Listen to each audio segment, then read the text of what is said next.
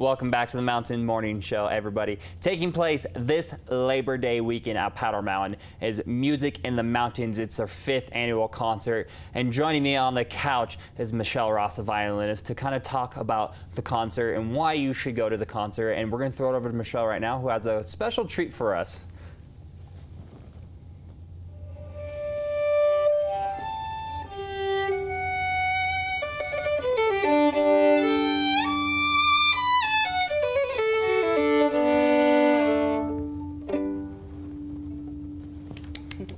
Seriously, if I could wake up to that every morning, my life would be made. Michelle, thank you so much for joining us this morning. Thank you for having me. So, Music in the Mountains, it's a classical music festival. And when people, there goes my pen, when people think of classical music, they're like, all right, time to go to bed, but it's more than that. Classical music can evoke emotions and bring people to different places. And so why should people go to a classic musical festival? Well, our festival highlights the art of chamber music, which originated, it's basically any music that's for more than one person in a small ensemble played without conductor. So you'll be able to hear instrumentations of solo violin up to, we have 7 amazing instruments with us, and chamber music is, you know, supposed to be played in a living room amongst friends. And the repertoire that these composers are able to write for these ensembles goes to some of the most profound places.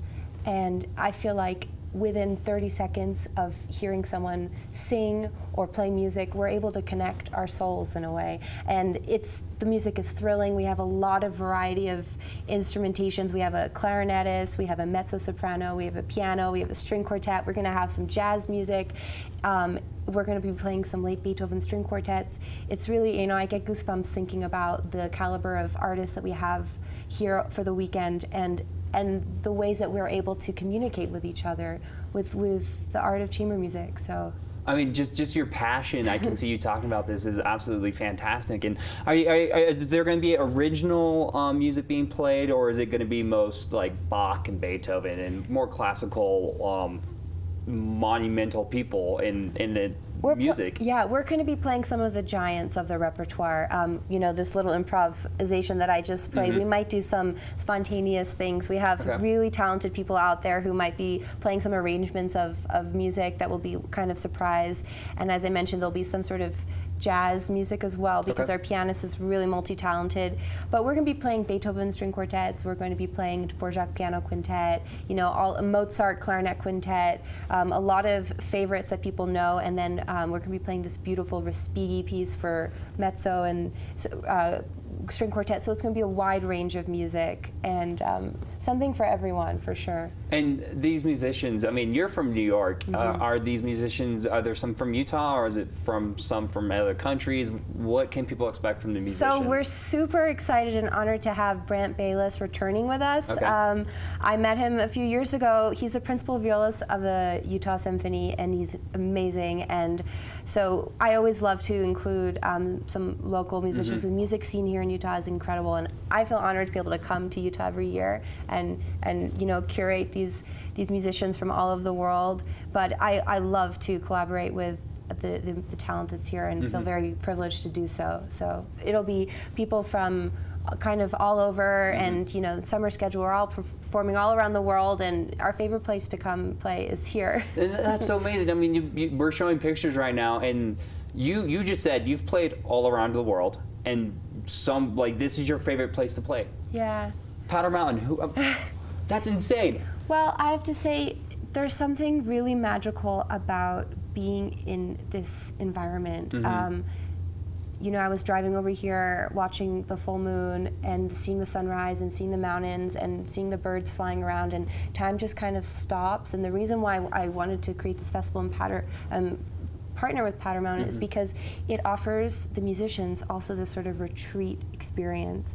And when we have that space to really sit with a Beethoven string quartet, and without the noise of life and the city and traveling and all of that stuff, and deal with this music at its core, I think we're able to do the best work and therefore create the best concerts. And moreover, playing a concert on top of a mountain is Who wouldn't want to do once that? in a lifetime experience. Yeah. And the energy from the audience, you know, we have this surreal backdrop of the nature, but we also have the intimacy of the audience right next to us. I mean, because of the high altitude, sometimes the piece is really fast, I'll hear my breath, and I'll hear the audience's breath right next to me. And for that, the energy is palpable, and it's you know, all of my friends who have come in the past years beg me to come back, and I feel so privileged to come spend a week here every year. So. And you touched on a very, I think, important note right there, where you said you're in the moment, and it's not only for the audience to be in the moment, but when the musician, the performer, is also in the moment, you kind of get this connection between that just like electrifies the place, and you just feel that intense moment, and you can tell when the performer's into it, when they're excited to play, because if you go to a performance and they're just sitting there like, you know, all relaxed and everything, it gets kind of boring for the audience. And so let's talk about the festival. It's taking Friday, August 31st at 7:30 p.m. at Arbor Lodge, and then we have one Saturday, September 1st, and Sunday, September 2nd. You were saying that the Friday show is almost sold out. No, actually, the Friday concert it's fine. There are no tickets needed. It's our big season opener, and it's completely free to the public. So that's part of the mission of this festival, is to present exceptional classical music accessible to everybody. Okay. So Friday night, bring everyone, bring your friends, all ages welcome. There'll be food and beverages for purchase available, but your admission to the concert is absolutely free. It's free. So everyone can get a seat, and it's going to be really beautiful. Saturday and Sunday, we're adding sort of a new thing that we started last year, and it's a really special curated evening that involves an incredible chef. So it's going to be including, so we have tickets for these concerts because it sort of helps keep the festival alive, to do some sort of like VIP patron soiree. But what's awesome is that it's you know, pairing music with this dining experience, and we're going to be eating outside on the terrace, and then having the concert after the sun sets, and it's going to be really magical. So Saturday night is almost sold out, but Sunday we've got tickets left. So if you're interested in having that sort of surreal experience and hearing music basically in the clouds, then head on up and try and get tickets for Sunday and the few left for Saturday night. We'd love to have. Last year we were sold out for that one, so that's so cool. I mean, you guys are talking about being sold out. I mean, again, Friday's free, Saturday's almost sold out, Sunday's completely open, and I mean, just to see that warm welcome from the community to have you guys there, because again, classical music, it's not really like that. Let's go to the classical music concert down at Deer Valley for the free concerts. But we were talking about how it's rooted in so much more, and like we're as someone with a film background, you know, we have film scores that, you know, people instantly hear and they think, oh, that's Jaws or that's Harry Potter. We can thank classical music for that, and it's really kind of the root of the tree for music. Absolutely, everything that we hear on the radio today can be drawn back to Bach and Beethoven and Haydn, and I am a firm believer that nobody needs to know anything about classical music. A lot of people, a lot of my friends who are not musicians sometimes ask me before a concert, well, you know, I'm not quite sure what to do at the concert, and can I clap, and I don't know enough about classical music. My favorite thing is to play for people who they're hearing it for the first time, because I believe so strongly in these composers and their voices and what they left humanity, that is so strong. And our job as musicians to dedicate our lives to being a vessel for that voice, which is stand the test of time. And I think that I really am a firm believer that it will reach you immediately, and you know, it's always exciting. I get excited thinking about the new experience that's about to happen this weekend, because we have all this repertoire, and hopefully a lot of the audience will be hearing some of it for the first time and then become, you know, diehard classical music lovers. And Wednesday, tomorrow morning, we're playing at Valley Elementary, which will be really fun. We're playing for for kids this year, and you know, in the past we always do an outreach component. We've played at homeless shelters in the local area, but really excited to get that exposure for the children. So, and then let's learn a little bit about you. So I did say you are from New York. So what exactly? How did you get into music? Why New York? Just give us a little insight about you as one of the musicians, because again, people are going to be so close to you playing. Let's learn a little bit about the musician. Absolutely. So I was born in California and was very lucky because my public school had a music program. So I met the violin at age 5 in my public school system, which I think is, I feel so privileged to have had that exposure.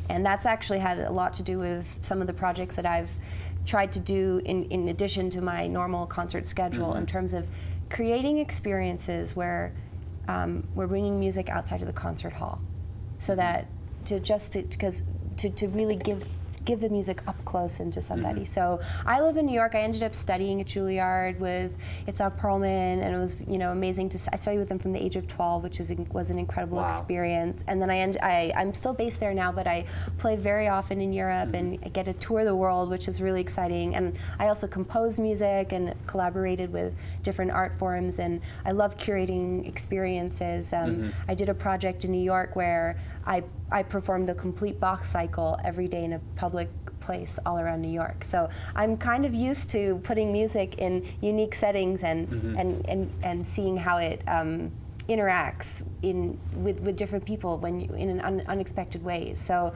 I love being imaginative about how to gather people together and explore this incredible repertoire that we have. I mean, just talking to you, again, the passion just emanates from you, and that's so awesome because, again, classical music not really popular these days, but hearing someone so passionate about it, I mean, it makes me be like, well, I'm gonna go, to my desk after this and go listen to classical music all day long on Pandora. It's so awesome. I feel incredibly lucky, and I know these 6 other unbelievable musicians that we have here this week who happen to be close friends of mine.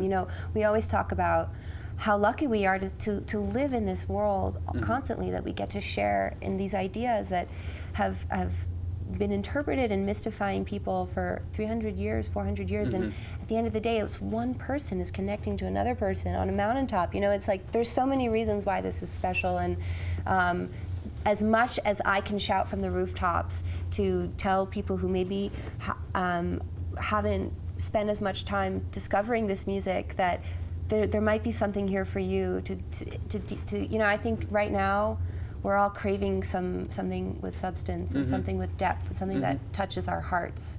And what's beautiful about music is that you don't need any words. I don't really have to say anything. The music will speak for itself, and hopefully I feel very lucky that Powder Mountain is, helping us build a lasting presence for classical music in the area, and hopefully we'll just continue to grow and one day build an orchestra on top of there and be commissioning pieces and bringing other art forms and create, I have a lot of vision for the future of it, but we're really excited. It's our 5th year already. That's insane. The support has been beautiful, and, just slowly getting the word out. It's been a really special experience so far. Well, and I mean, even with you just playing that little 10-second clip, I mean, I was sitting here and just the emotions were just running through my mind. And seriously, that's what it does for you. You put your own story to the music, and I think that's something that's not lost today, but is definitely respectable when you can instantly hear the first notes and you're just lost in your mind and you're just thinking. I think that's so awesome. Absolutely. And sometimes it'll sit with you and maybe reach you 3 days later or a year later when for some reason you remember a concert experience. The thing about classical music is that it takes energy to experience. And I think that can be intimidating, but actually that's what's so necessary right now in our modern society, where our focus is getting shorter, our attention span is faster, it's incredible. Yeah. The knowledge is vast, everything is unlimited, and yet to listen to classical music, sometimes we're not playing anything necessarily that's an hour long, but one day we will, and as performers, we're asking the audience to open their hearts and give us their time, and what you get back in return is amazing. So I think that's where the apprehension may come from, but then the reward is so incredible because all right, then Michelle, I could talk with you forever. We got to close the show. Thank you so much again, guys. Thank you so much for tuning to the Mountain Morning Show. I will see you guys tomorrow morning. Thank you again. Check out the Music of the Mountains Festival this weekend. Have a good day, everyone.